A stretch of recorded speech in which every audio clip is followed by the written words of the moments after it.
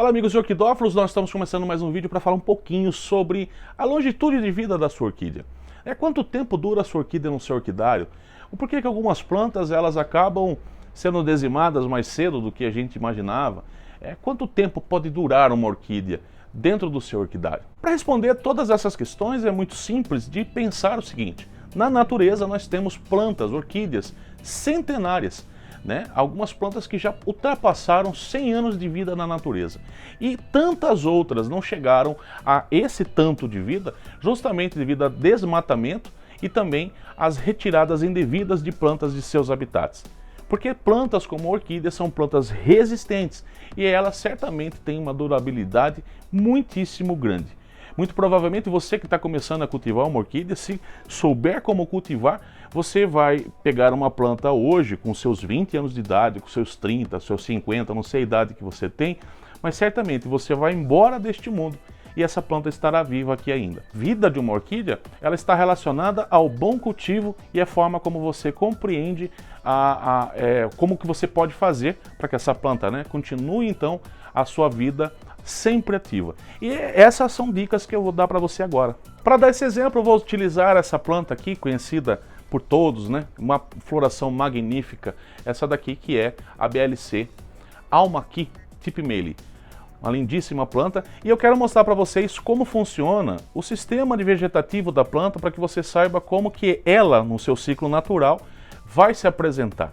Então veja só, você planta uma orquídea que você compra de um vasinho, Então às vezes ela é uma muda, às vezes ela é um corte, e ela vai com a nova brotação, ela vem mais forte, às vezes mais alta, A ideia sempre é essa. Veja aqui, por exemplo, aqui quando eu comprei essa planta, ela era uma planta dessa altura, Aqui você já vê que os pseudobulbos a seguir dela já vieram bem mais alto, Fica bem claro que quando ela é uma planta mais um síndile ou quando ela é uma adulta jovem, sempre os pseudobulbos que virão a seguir sempre vão vir maiores, Não é que isso vai sempre também seguindo uma escada, ela vai chegar lá no teto.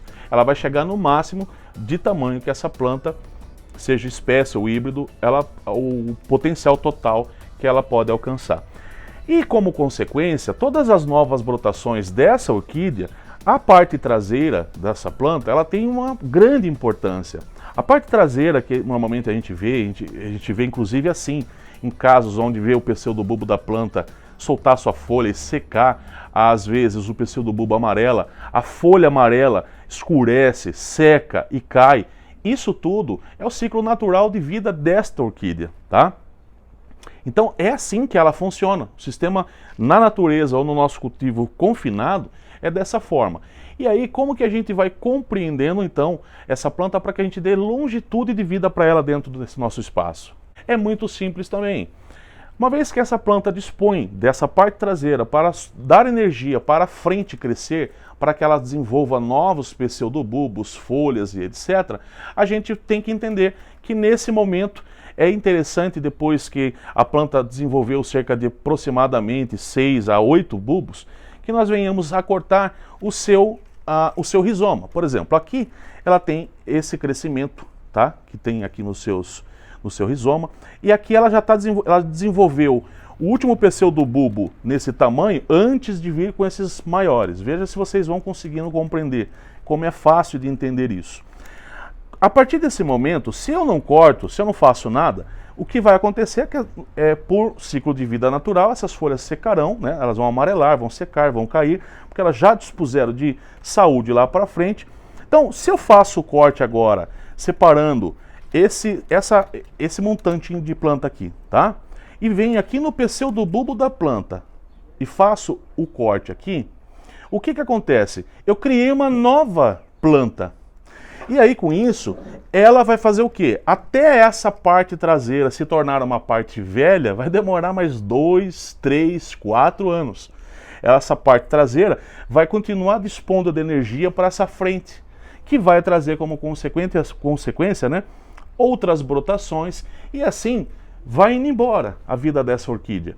Se ela não tiver um problema de fungo, de mau cultivo e de qualquer outra intempéries que possa acontecer dentro do nosso orquidário, alguma interferência até mesmo da própria mãe natureza, essa planta tem condições de viver o tempo que você viver nesse mundo e deixar ainda para os seus filhos cultivar e assim sucessivamente. A gente tem algumas plantas no meio orquidófilos que no cultivo as pessoas dizem que são plantas com durabilidade menor, talvez por conta de sua genética. Essas plantas, elas podem até existir. Confesso para vocês que ao longo já de mais de 10 anos de cultivo de orquídeas, eu nunca perdi uma orquídea por conta de tempo de vida dela. Eu já perdi orquídeas por conta de fungo, por conta de ataque de praga, por conta de frio, por conta de mau cultivo, mas nunca por conta de uma planta, depois de conhecer o cultivo, de conhecer as necessidades dela, fazer essa reprodução. Ela está sempre ali, sempre sendo propagada. E detalhe, né, quando eu falava para vocês sobre esses cortes traseiros, é que ali você começa ainda, além de você dar um novo ciclo de vida para essa frente que você gerou, para essa planta, você também dá a possibilidade para essa traseira que certamente seria dizimada, né, porque ela vai dispor de energia até o final da sua vida para fazer essa frente ter vida, para essa frente ser mais saudável. Você, ao fazer esse corte, você ainda possibilita este corte traseiro de também vir a desenvolver as gemas que nelas estão, para que ela se torne então uma nova planta. Então você consegue aproveitar tanto a parte traseira como também a parte da frente. É uma grande pena que na natureza a gente tenha tão poucas hoje orquídeas, né, com essa longitude de vida, devido justamente, como falei, a esses desmatamentos que há, às vezes nem só por desmatamento, né? Não foi uma nem duas vezes que há registros da gente quando entra na mata para uma expedição, que a gente vê aquelas árvores caídas por conta da natureza, a mãe natureza, uma árvore muito antiga, que possuía lá uma orquídea de muitos e muitos anos, e aquela árvore acaba caindo, né? E às vezes ela cai dentro de um rio, né? Afoga a planta acaba sendo dizimada por conta do excesso de água, outras acabam caindo de frente para o sol, é a árvore que protegia aquela planta de receber iluminação diretamente sobre ela, né? Então, uma vez que aquela árvore cai, ela fica exposta à luz do sol e isso acaba queimando as folhas daquela planta, e aquela planta acaba também sendo dizimada. Então, além dessas interferências da própria mãe natureza, tem também, como falei para vocês, as retiradas indevidas de plantas dos seus habitats, assim também como esses desmatamentos, que impedem dessas plantas de nós termos, né, várias outras orquídeas centenárias pelo nosso país e pelo mundo afora. Num super resumo, quero dizer para vocês que para que você tenha longitude com as suas plantas é só compreender os pilares do bom cultivo. Os pilares do bom cultivo confinado, né, para você que vai montar um orquidário, é saber que muitas dessas plantas elas precisam ser estudadas para serem adquiridas no seu quintal. Como, por exemplo, se a planta atende, se o seu clima, né, atende à expectativa da planta que você deseja possuir. Às vezes você mora numa região fria, querendo ter uma planta de clima muito quente. Isso vai fazer com que certamente você traga essa planta para o seu orquidário e você não tenha sucesso com ela. Ou vice-versa, né? Você também morar num clima quente e querer possuir uma planta de clima frio. Visto isso, o segundo passo será aclimatizar essa planta, dar espaço e bom ventilado a ela, uma tela de sombreamento, sempre simulando, né? Fazendo a simulação desse espaço onde essa planta vivia. Né? Na natureza a gente vê boas partes dessas plantas epífitas crescendo sobre árvores.